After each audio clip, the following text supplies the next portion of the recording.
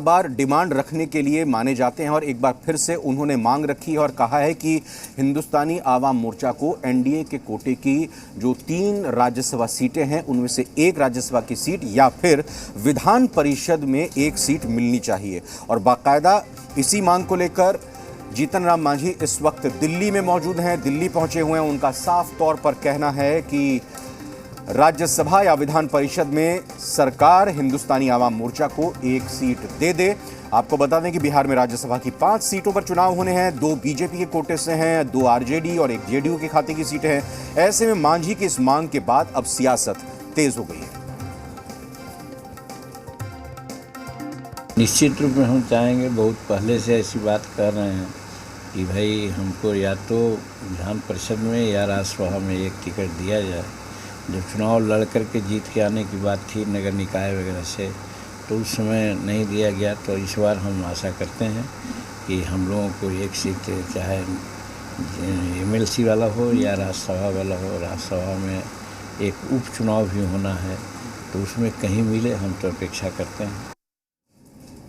और जाहिर तौर पर ये जो मांग रखी गई है जीतन राम मांझी की तरफ से, ये उनके जो सहयोगी हैं उनको बहुत ज़्यादा लग सकती है, क्योंकि 125 से आज ज़्यादा बिहार में एनडीए के विधायक हैं। और उस लिहाज से अगर देखा जाए तो जीतन राम मांझी की डिमांड की राज्यसभा की एक सीट चाहिए, ये एनडीए को कहीं से भी पच नहीं रही है। कई तरह की राजनीतिक प्रतिक्रियाएं सामने आई हैं, वो आपको सुनवाते हैं।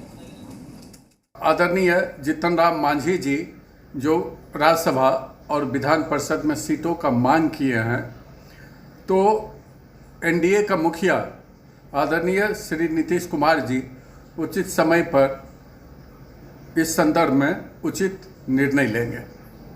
सबको अपने पार्टी का विस्तार करने का अधिकार बनता है, वो मांग किए हैं, उस पर उचित समय पर उचित निर्णय एनडीए लेगी। जीतन राम मांझी जी की पार्टी एनडीए के महत्वपूर्ण घटक दल है। कुछ भी मांग सकते हैं, लेकिन उनको ये देखने की भी जरूरत है कि उनकी संख्या बल कितनी है। मांग करना कोई गलत बात नहीं है, लेकिन मांग की पूर्ति होना समय परिस्थिति के अकॉर्डिंग होता है। मुझे लगता है कि मांझी जी की जो मांग है, उस मांग से न बीजेपी सहमत होगी, न जनता दल यूनाइटेड सहमत होगा, और निश्चित रूप से हम लोग की सहानुभूति उनके साथ जरूर रहेगी। आदरणीय जीतन बाबू मांझी जी ने एनडीए के सहयोगी दल होने के नाते राज्यसभा के चुनाव में एक सीट की मांग की है, लेकिन जिस तरह से वीआईपी पार्टी श्री मुकेश सहनी जी के साथ बीजेपी ने किया, उसी तरह से जीतन बाबू मांझी जी की पार्टी के साथ करेगी। जब यहाँ प्रेस कॉन्फ्रेंस जेडीयू बीजेपी ने किया था, उसमें तो हम पार्टी का कोई प्रतिनिधि को बुलाया तक नहीं, पोस्टर बैनर में कहीं जीतन बाबू मांझी जी का नाम नहीं। बिहार में नीतीश कुमार जी के मुख्यमंत्री की कुर्सी और एनडीए द्वारा भोगा जाने वाला सत्ता सुख, दोनों बहुत हद तक मांझी जी और उनकी पार्टी पर निर्भर कर रहा है। इसीलिए जीतन राम मांझी जी अपने और अपने परिवार के लिए अगर इस सत्ता सुख में से कुछ हिस्सा मांग रहे हैं, तो शायद वो सही ही कर रहे हैं। तो जीतन राम मांझी अपनी डिमांड, अपनी मांग के साथ इस वक्त दिल्ली में मौजूद हैं और जाहिर तौर पर मुलाकातों का सिलसिला होगा। मांग उन्होंने पहले ही आके रख दी है। और इस गणित को अगर एक बार फिर से थोड़ा सुधार करते हुए आपको बताएं कि जिन 5 राज्यसभा सीटों के लिए बिहार में उपचुनाव होना है, या कहीं कि बिहार में चुनाव होना है, उनमें 2 बीजेपी के कोटे की हैं, 1 जेडीयू के कोटे की और 1 जेडीयू के कोटे के उम्मीदवार के नाम का ऐलान कर दिया गया है। जो राज्यसभा का उपचुनाव है, किंग महेंद्र की देहांत के बाद ये सीट खाली हुई है और उस पर हेगड़े साहब को जेडीयू की तरफ से प्रत्याशी बनाया गया। सीधा रुख करते हैं हम, नेहा हमारी सहयोगी इस वक्त मौजूद है। नेहा, जो इस वक्त पूरा गणित है, क्योंकि हमने पहले ही संख्या बल की बात की और जेडीयू के माधव आनंद भी यही कह रहे हैं कि संख्या बल तो देख लीजिए, उसी के हिसाब से डिमांड कीजिए, ना बीजेपी को मंजूर होगा ना जेडीयू को मंजूर होगा। तो मांझी जी का ये बयान जो है वो खुद भी समझ रहे होंगे कि ज़रूरत से ज़्यादा नहीं है कुछ। रविंदर, बिल्कुल देखिए, मांझी जी अनुभवी नेता हैं, पुराने नेता, वरिष्ठ नेता हैं, लगभग सभी दलों के साथ उनकी साठगांठ रह चुकी है। बहुत बेहतर तरीके से वो समझेंगे कि राज्यसभा में सीट मांगना अति महत्वाकांक्षा के तौर पे नजर आ रहा है। लेकिन विधान परिषद, देखिए उनका जो मेन फोकस है वो विधान परिषद है। रविंदर, विधान परिषद में वो ज़रूर चाहेंगे कि उनके दल को एक सीट मिले, क्योंकि विधान परिषद जुलाई में कुछ सीटें विधान परिषद की हैं जिसको भरना है, और ये सीटें जो है वो पार्टियाँ तय करेंगी करेंगे और नॉमिनेटेड सीट है ये, तो ऑफकोर्स अगर अभी से वो विधान परिषद के लिए एक प्रेशर बनाते हैं, अपने प्रस्ताव को आगे बढ़ाते हैं, तो कहीं ना कहीं उनकी बात अगर नीतीश कुमार तक पहुंच रही है, भारतीय जनता पार्टी के शीर्ष नेतृत्व तक पहुंच रही है, तो वो ये ज़रूर चाहेंगे कि इस पे ज़रूर गौर किया जाए। राज्यसभा तो ना सही, लेकिन विधान परिषद इनके एक मेन एजेंडे में ज़रूर है। रविंदर, आपने ये जो बताया कि विधान परिषद की सीट उनके मेन एक तरह से कहें कि निगाह में है, नज़र में है, लेकिन राज्यसभा की डिमांड करके वो ये हासिल करना चाहते हैं। दिल्ली में वो मौजूद हैं, किन किन नेताओं से मुलाकात का उनका प्रोग्राम है? क्या कुछ इस बारे में खबर निकल कर सामने आई? जाहिर तौर पर वो मुलाकात करके अपनी मांग रखेंगे सामने।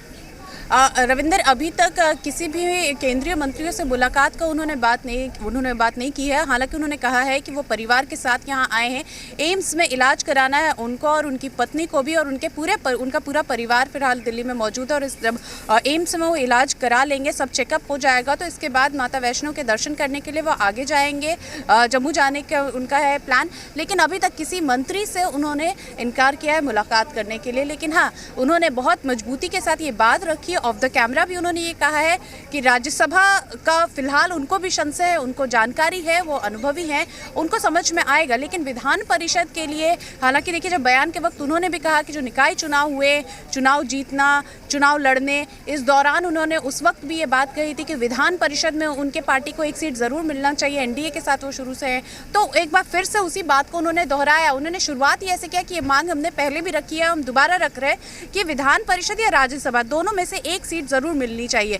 राज्यसभा की सीटें तय हो चुकी है, जिस तरीके से शरद यादव की सीट भी जेडीयू में चली गई, और वहीं पे आरसीपी सिंह 2 सीट अभी जेडीयू के खाते में है, और वहीं पे 2 सीट भारतीय जनता पार्टी के सतीश चंद्र दुबे और गोपाल नारायण सिंह। तो भारतीय जनता पार्टी से उनकी उम्मीद कितनी है ये कहना मुश्किल है, लेकिन जेडीयू से उनकी उम्मीद जरूर है। अगर राज्यसभा ना सही तो विधान परिषद जरूर। रविंदर, आपका बहुत बहुत धन्यवाद। नेहा, दिल्ली की गतिविधियों पर जो बिहार से लेकर हैं उस पर नज़र बनाए रखें।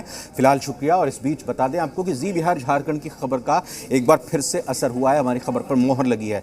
हमने आपको बताया था कि जेडीयू के समर्पित कार्यकर्ता और जेडीयू के नेता जो कि कर्नाटक से ताल्लुक़ रखते हैं, अनिल हेगड़े, उनको राज्यसभा का टिकट दिया जा सकता है। आपको ये भी जानकारी दे दें कि जेडीयू के किंग महेंद्र के देहांत के बाद ये सीट खाली हुई राज्यसभा की, और फिलहाल इस पर उपचुनाव होना है।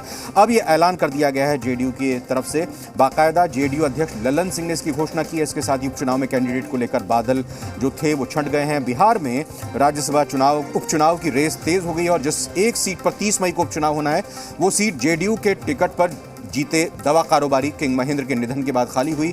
2 अप्रैल 2024 तक उनका कार्यकाल बचा हुआ था। ऐसे में सीट के लिए उपचुनाव होना है।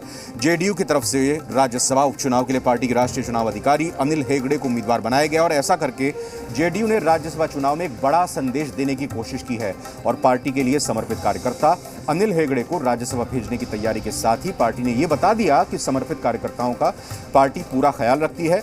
मूल रूप से कर्नाटक के निवासी और पटना आकर जेडीयू ऑफिस में रहकर पार्टी का काम संभालते हैं। साथ ही जेडीयू के चुनाव अधिकारी भी अनिल हेगड़े हैं और सीएम नीतीश कुमार के करीबी माने जाते हैं।